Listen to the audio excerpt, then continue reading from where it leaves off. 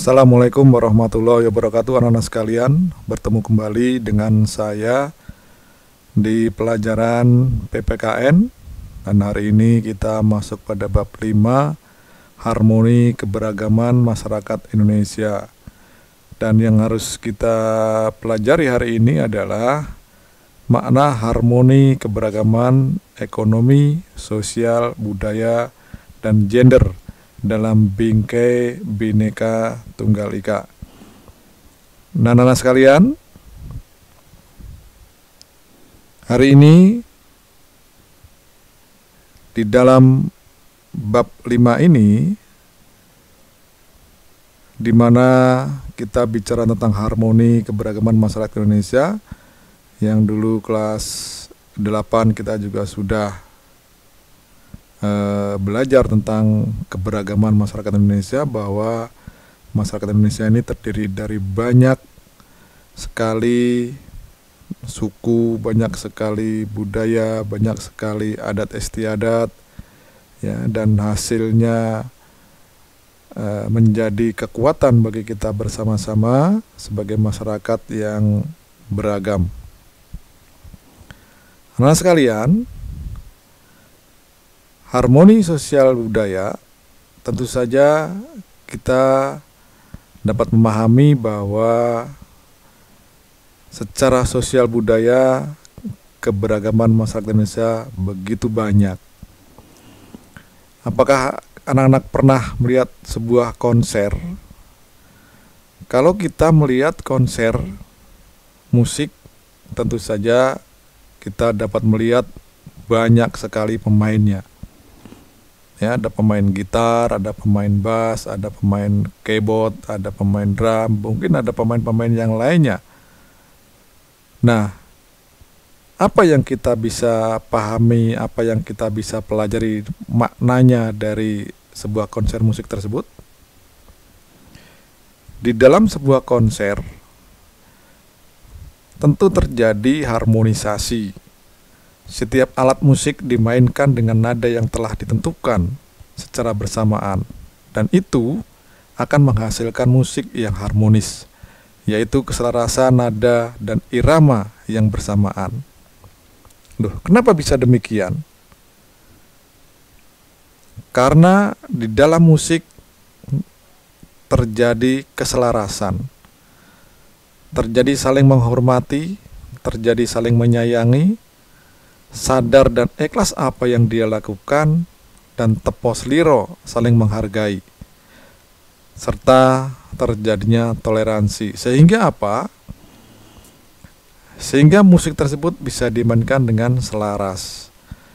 Kemudian yang kedua, anak-anak, harmoni dalam sosial budaya. Tentu saja di dalam masyarakat kita sudah sering terjadi ketika hajatan ada kebersamaan, ketika gotong royong ada kebersamaan, mendirikan rumah bahkan juga terjadi kebersamaan.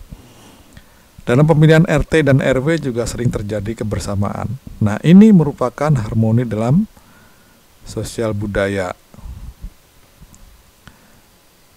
Sehingga apa? Sehingga melahirkan status sosial, status mata pencaharian, kedudukan jabatan, dan sebagainya.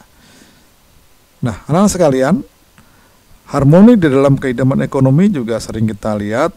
Bagaimana, apa kita sering pergi ke pasar tradisional, atau mungkin kita juga pernah pergi ke mall, ya, dimana di dalam mall, di dalam pasar itu terjadi transaksi, dan apa saja yang ditawarkan di dalam pasar, ya, bisa berupa pakaian, ya, pakaian perempuan, pakaian laki-laki, pakaian anak-anak, dan begitu banyak, beraneka warna, beraneka ragam. Dan kemudian juga makanan yang dijual baik di pasar tradisional maupun di mall. Ini menjadi kebutuhan pokok bagi kita semua. Dan juga mungkin alat rumah tangga yang juga dijajakan di dalam pasar, bahkan juga di mall tersebut. Di dalam mall tentu saja juga tidak saja orang yang berekonomi kecukupan, yang banyak uangnya, tetapi juga masyarakat yang secara ekonomi di bawah, ya, sehingga mereka juga ikut bertransaksi di dalam pasar tersebut. Hal ini tentu saja memicu kita bagaimana kita harmoni dalam kehidupan ekonomi.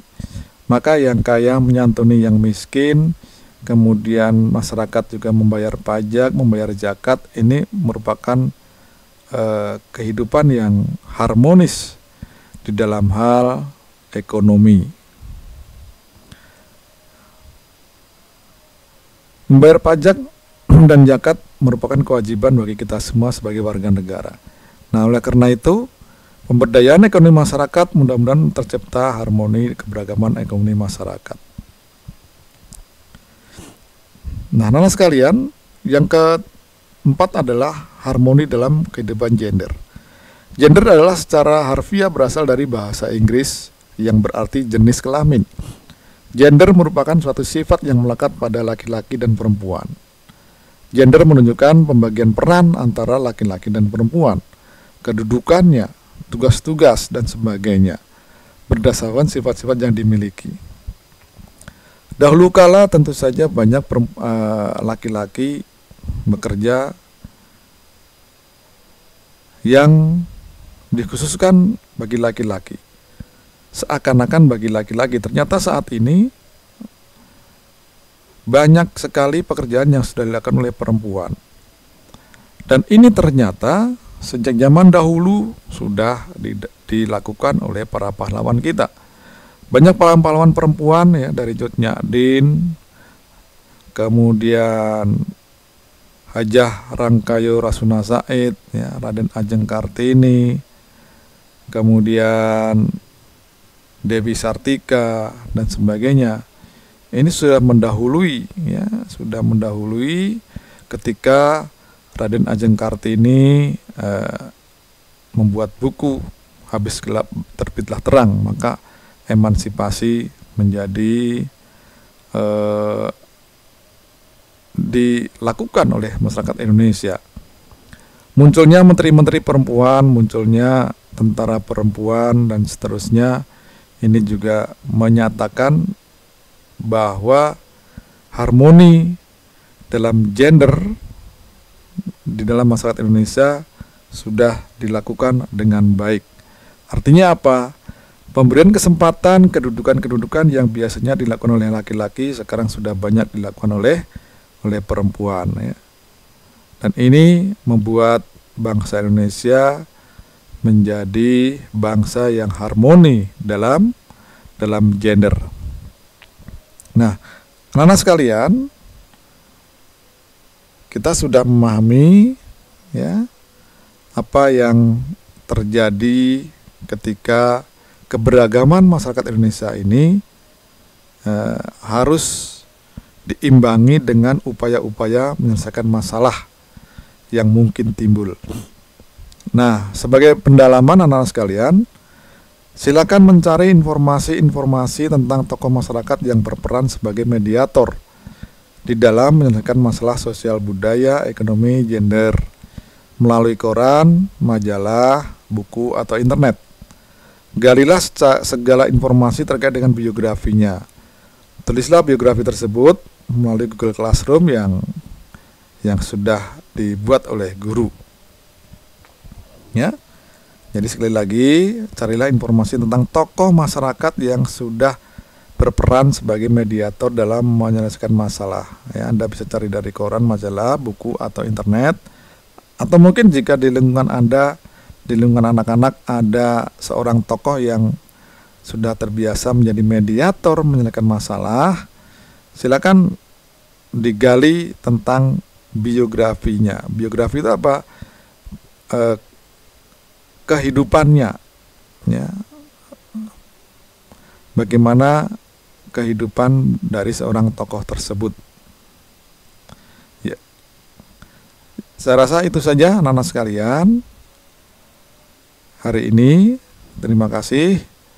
Mudah-mudahan kita selalu diberikan kesehatan oleh Allah Subhanahu wa Ta'ala. Terima kasih. Assalamualaikum warahmatullahi wabarakatuh.